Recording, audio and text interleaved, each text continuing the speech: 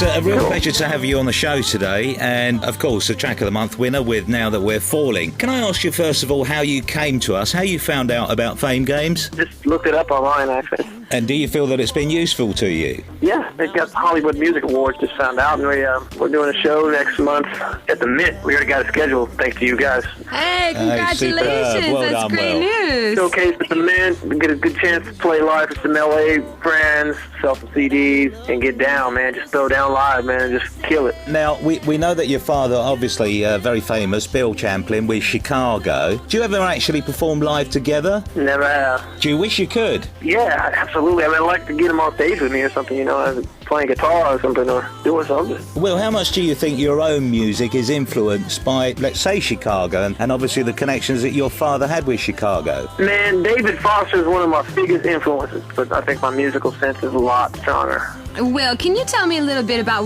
your take on what it's like being an independent musician? The thing is, I'm a working musician, too. And that's one thing that I'm proud of. It's helping me do what I want to do on the artist side. It's helping me invest in myself as an artist, too. I'm noticing that one of the statements you made in 2005 on your CD Baby page, your biography, where you said, one day us musicians will bring back real music. Yeah, I think everybody's already brought back real music. I think a lot of good people would bring back good music. It's opening more doors, I think what you're saying, it actually touches a nerve with the millions of independent artists out there who are making music, just like you, struggling. The quality is amazing, which we see coming through the doors every day at Fame Games, hence, meeting you, of course. What type of advice would you give indies, to bring better quality to what they do, what you're doing as having been a Track of the Month? Basically, study the business so you don't get it up the behind, you know what I'm saying? And you'll be better off. Never make severe mistakes. You're going to make a couple little ones. I made a couple little ones. I've never got myself into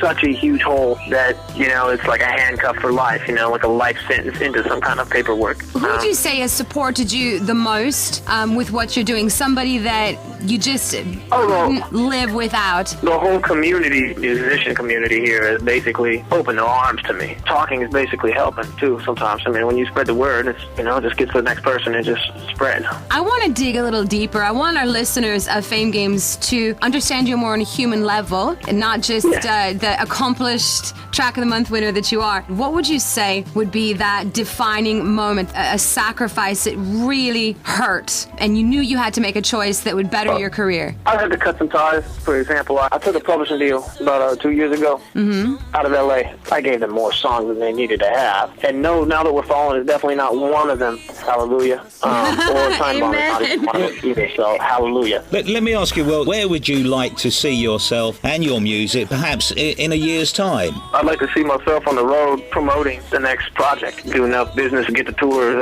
happening, and just get it out. I've got to say this to you, because I was listening to some of your tracks today, and I thought that you sounded very much like Stevie Wonder. Has anybody else said that to you? I get it all the time. I think that's not bad at all. I mean, Stevie's he's my favorite. He's God, when you really think about it.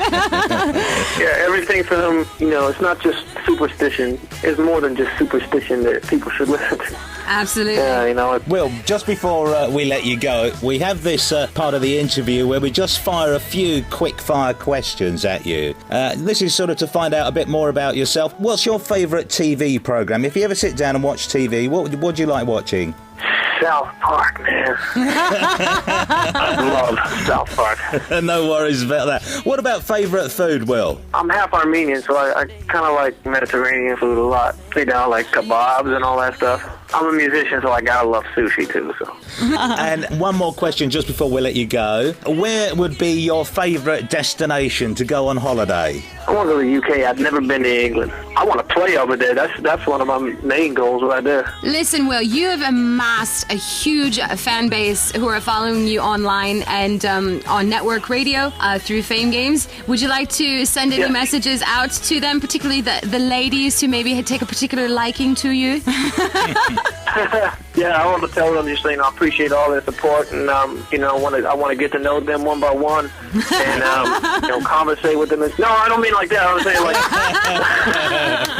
everybody. I'm just talking about everybody. But I just appreciate their support, and they're taking the time to listen and see what I have to offer, and hearing those songs and just spreading the word, and just ask them to keep rooting for me. That's all I ask.